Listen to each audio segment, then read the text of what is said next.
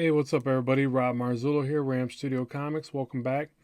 And today I just want to show you something I've been doing lately. It's a pretty popular thing. Actually, let me increase my size of my screen here. Plus, a lot of people ask me what I work at anyway, so here you go. It is 11 by 17 at 300 DPI.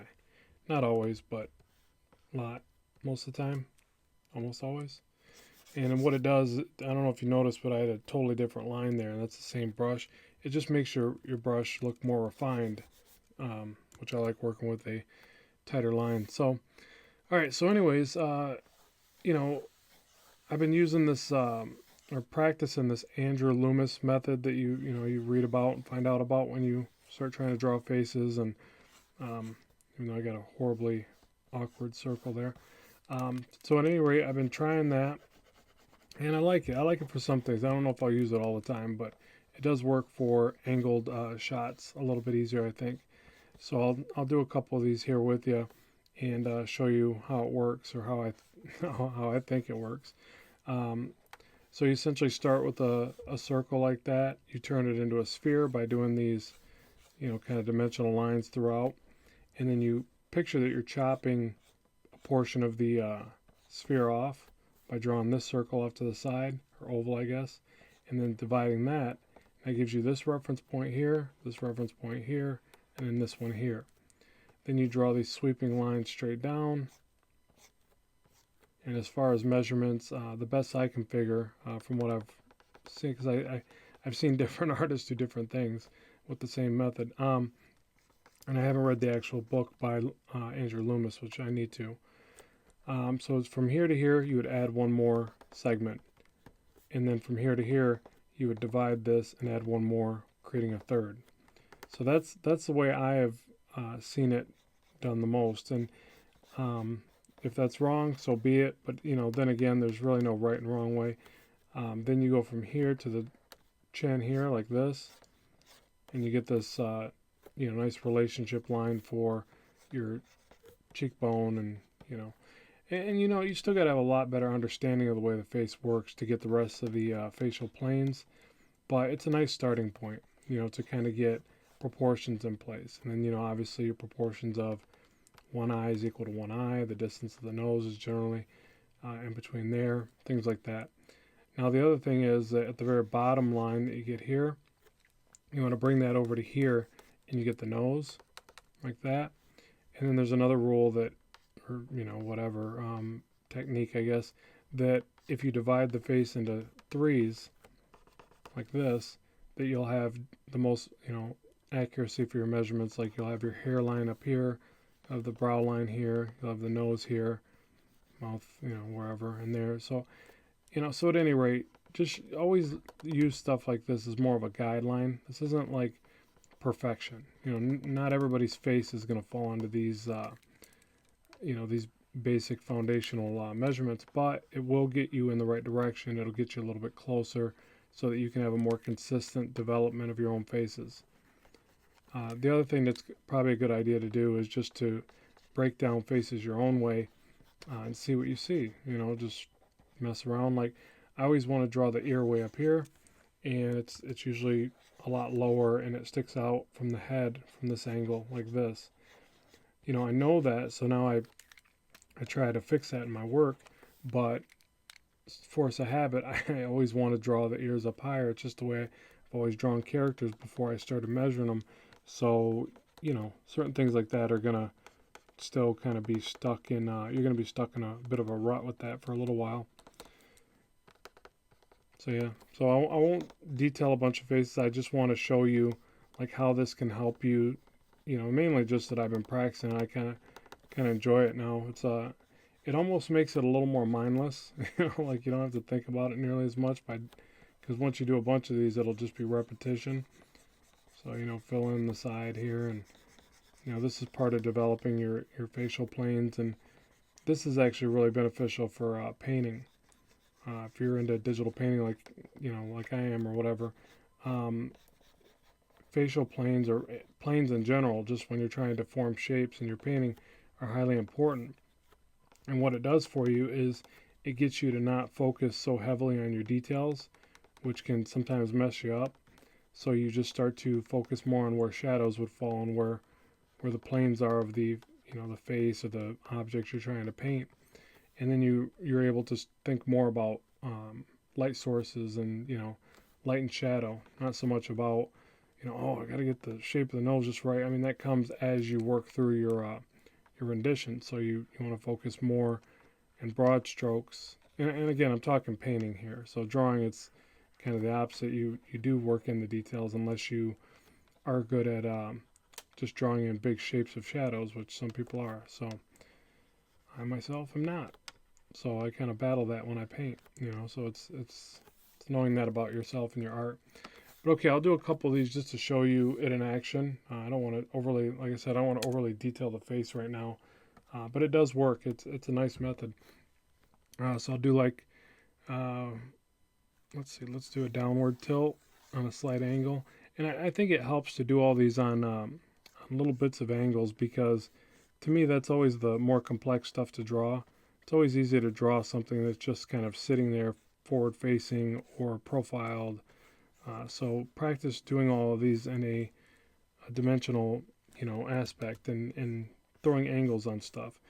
And it makes sense because when you go to start drawing your characters, your stuff's going to look more dynamic because you take the time to practice in a more dimensional way.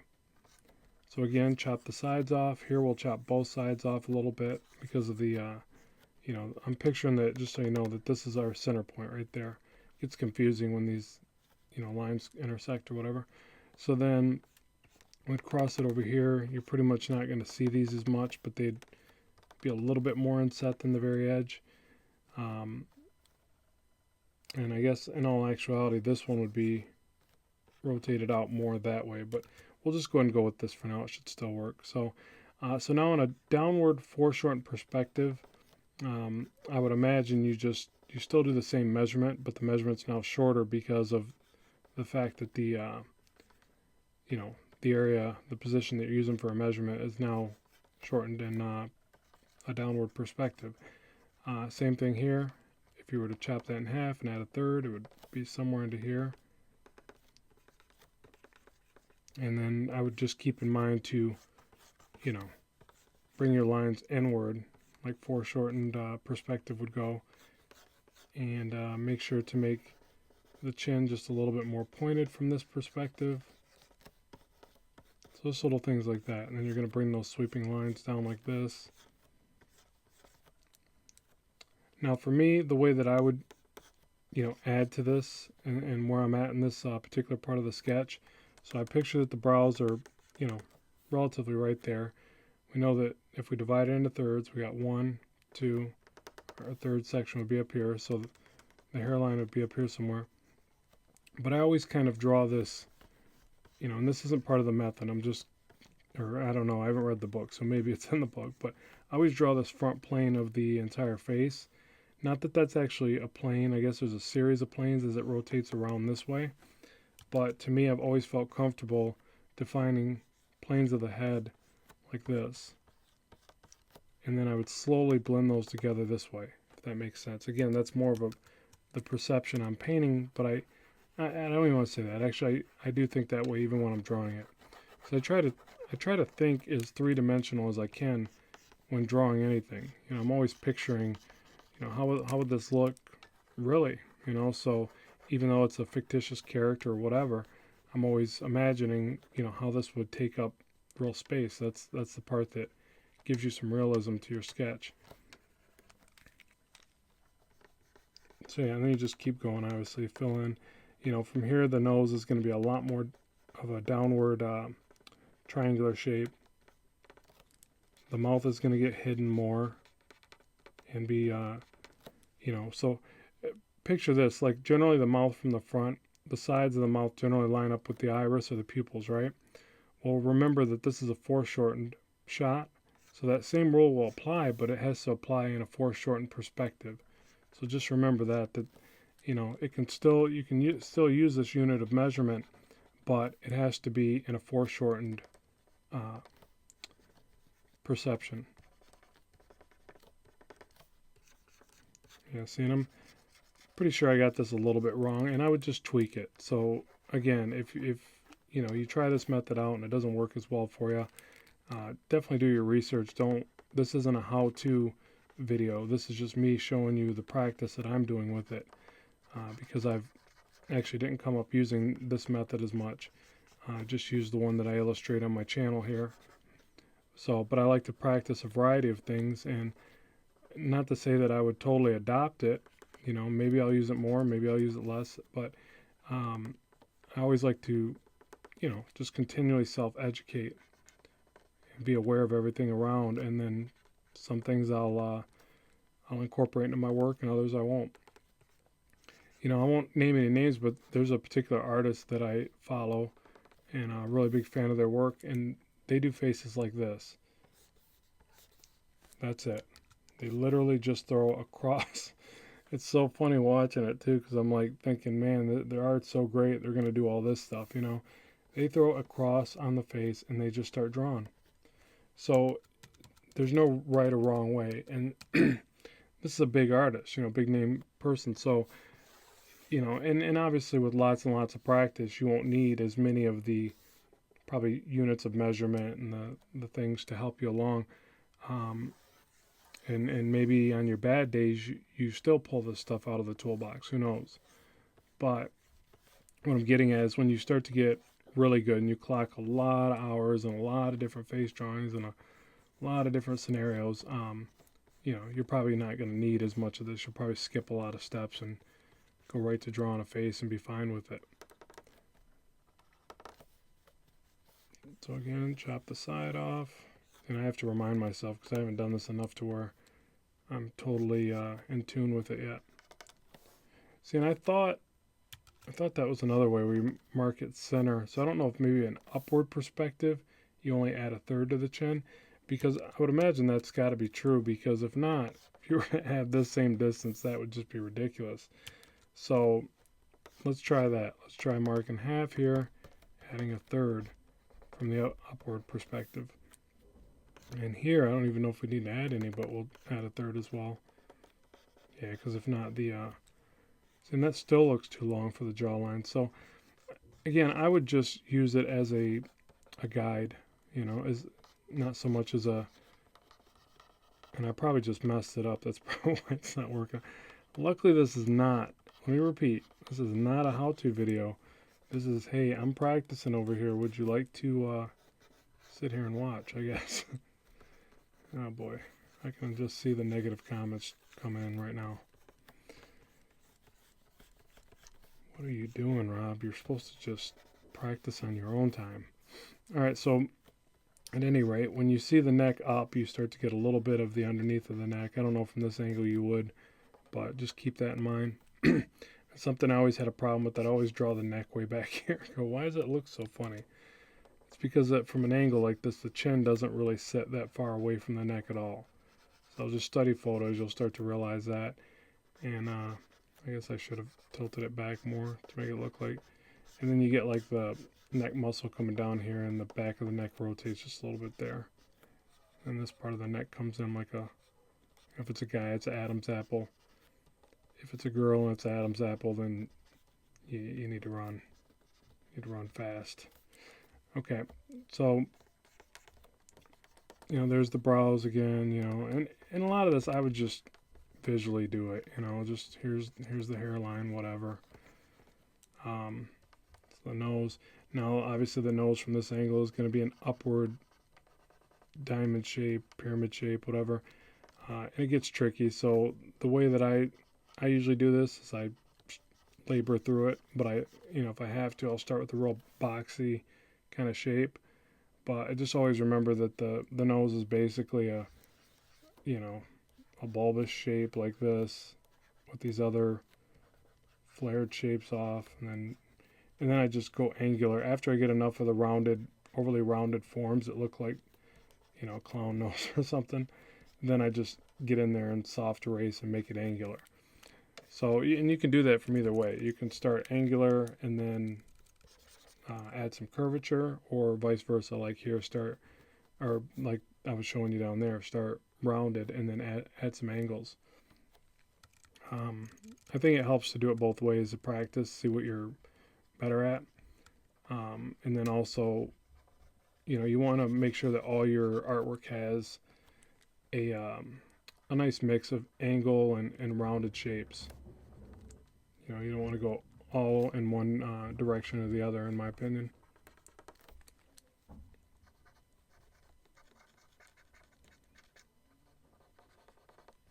And models are tricky, but I just do like this little M on a slight distortion.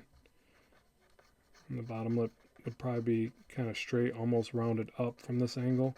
So that's the other thing you got to remember whenever you're drawing an up shot, that most everything, if not everything, will be rounded up like this, going up the face. It's funny because, like, force of habit makes me always want to draw things pointing downward, the wrong curves pointing downward, because I'm so used to drawing faces from straight on. And then the other thing that I think helps right here, just so you know, I know it's a little off topic, but bring the eye back further. Seems to look a little bit better, especially from up shots, and then this eye would be actually probably hidden behind the nose a little bit. And that would also expose the fact that this cheek is probably way too far out, especially for a guy's face. Like, I guess that could apply to a guy or gal, but generally you can get away with having a bigger cheekbone protruding out right there for a girl's face, and for a guy's it's typically a little more chiseled and angular. Just go like this, like this. Yeah, I think I'm slaughtering that, but oh well, again, I'm not trying to refine this. See, I can't even help myself. I just want to sit here and start refining these sketches, but that's not the purpose of my practice here. So I'll just get a little bit in there and move on.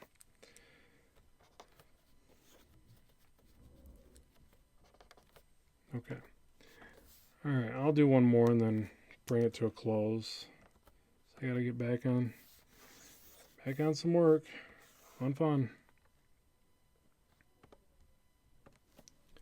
Okay, so now let's try one. What do we got? We got off to the side, downward, upward shot. And these are really the reason why I kept wanting to draw on that. Those are like one of the trickiest ones for me. You can probably see it's not the greatest sketch, but the what's another one? I guess just we'll do a turn to the right, or their right, our left. All right, so this one, and you know what I'll try here too is I'll try to give it a little bit more of an animated feel. So I'll do a girl's face with an anime kind of look to see if this, it's not my strong suit anyways, and then to see if this effect method still works pretty well for that. So I'll do a little bit of a down tilt. Like I said, it's always good to practice just slight tilts and variations as much as possible. So the point there, chop off the side of her head. Sorry, it'll only hurt for a minute. There, right there, and now here I would say bring the lines like right into a point, especially for an anime type look. And I would say probably not even as much of the extension, but let's try it. So we go here to here. We add, I'm not going to add a full addition. I'll just go to about here. So again, I'm just letting visuals be my guide. Here to here, I'll just add a little bit. Do the rounded chin. Ear back here. Something like that. And then, let's see. So we got side of the head, cheek. Oh, yeah, so it'd be like this. And then what I'm going to do is go down like this and back this way. So I figure that's more the way the plane would go. Actually, it'd probably go up and around like this, I think. But whatever. We'll just go with this. And then the only difference really is that I would have the nose probably a tad higher and smaller. Or would I? No, I don't know. See, I don't draw anime as much. I need to practice it more, but we'll start right here and see what we get. So they have what? Little tiny noses, little tiny cute little mouse.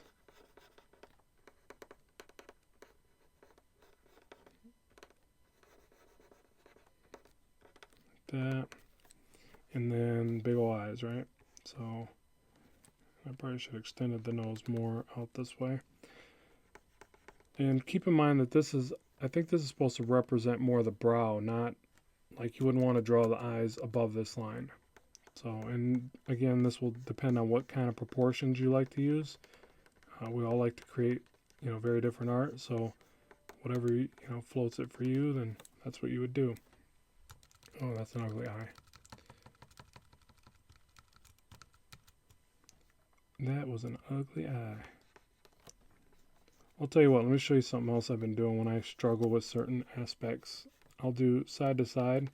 So I'll go from this side to this side, and I'll really block it in at first, right? And it's just hideous looking. Looks like she's wearing some cool shades, I guess. Kind of looks cool. And then, like I said before, I'd give her like the big pouty cheek, coming up, and maybe it's too high up. But let's see. And I want to make sure to cut away some of this side. Alright, so now that I got this big angular set of eyes, I would soft erase those down. What those are basically is just placeholders. So those weren't the actual eyes. And this is how I think about a lot of my sketch process, that I'm just kind of giving myself reference points and placeholders and all that fun stuff. Okay, so now I come back through and I try to, just clean it up a bit, but then give it a little bit more, accuracy, or, just try to pick apart the flaws, essentially. So I'll try something like that.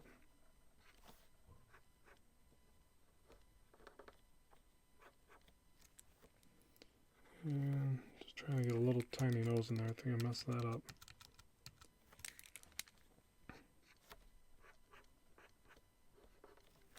Something like that. Okay, so now for the eyes, I want to make them look a lot cooler than this. So I give them some different curvature. That. Maybe like this. Always try to bring the eye up, under, and in like this. There's some cool eyelids. And I generally would go back and forth like I was mentioning before, so I should have did that.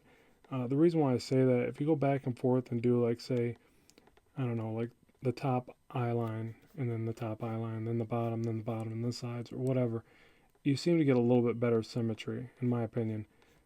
So try that out. If you struggle with getting the symmetry from the eyes right, try to go back and forth.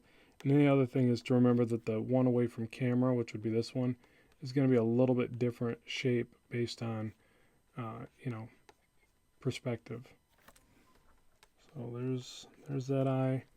Like, it would literally wrap around. You'd see just, depending on the angle, you'd see just the eye, and you wouldn't see the bottom eyelash or lid or bottom lid or whatever. It would actually wrap around the eye like that. So I think it's on a little bit more extreme angle than this, but we'll leave it in there for now just so I can illustrate what I'm trying to show you. And just always remember to add that little bit of depth to the eye. It definitely looks cooler by the time you get to color. Gives the color something else they can play with too, so that little bit of edging goes a long ways. I actually like it when painting. It's kind of neat to paint that little part of the eye. Okay, so yeah, not sure how good this is coming out. You guys can tell me. Be gentle.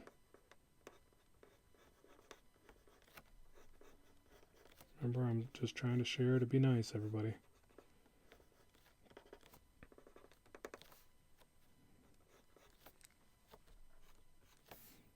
Something like that. And then, can't remember if they do the big eyebrows. They're little, right? I think they're little. I don't know. I just know the eyes are the main focal point, so we'll just go with that. Give her the top heavy eyelashes. Eyelash. It's like, is it one eyelash when you draw one shape? One big eyelash? I do like one big one and a couple little ones off to the end.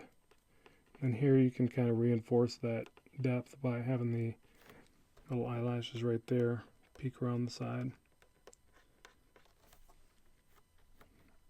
And give her the look back.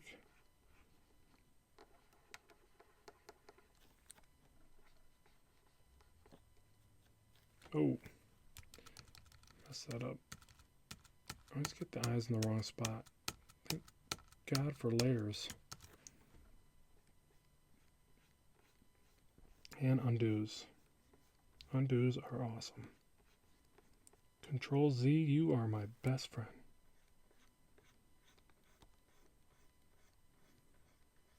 My only friend. Is he crying in the middle in this video? He wouldn't do that, would he? Just kidding. Oh my God. Wow. Okay, be wary. Beware of putting the pupils in the wrong spot. My goodness. Is that better? Pupils are dangerous. Let's try that. Goodness. Okay, and then the glare on the one side. Let's just wrap this up, shall we? I'm feeling a little kooky anyways. Alright, so you just play with that until you got them right. And then you give her some hair because, you know, pretty sure chicks like hair. Most of them anyways. They don't seem to like it on me for some reason. What's that stuff on your back? It's hair. I thought you liked hair. Braid it. I like to braid. Alright, so that neck's way too big too. But and I can't remember how that goes. Like I said, I'm not as good of an anime artist. I've been trying to practice because I get requests every now and then, and I like the stuff. I watch a lot of the animated you know, shows on Netflix and things like that. But I just I don't know. It's just not my strong suit. I struggle with the proportions of it. I think it's just because I've done American comics for so long that I gotta slowly make any kind of transition. Because I would like to be able to draw it better. I see some amazing stuff out there, and I'm just like, whoa, that's cool. But I can't do it. All right, so that's my little representation. So I think that method still works for that. You just have to adjust proportions, you know, as you're working through it, and you know, try to get what you're after. So you just envision it and then do it. So at any rate, hopefully this has been fun and beneficial and informative for you to stop on by and watch. If it has, be sure to like, subscribe, share. Always remember that you know, you can support me on my Patreon and help me keep making art and art videos. So if you can, cool. If not, I'll always be here on YouTube producing what I can for you. So thanks very much for tuning in. We'll talk to you soon. Bye for now.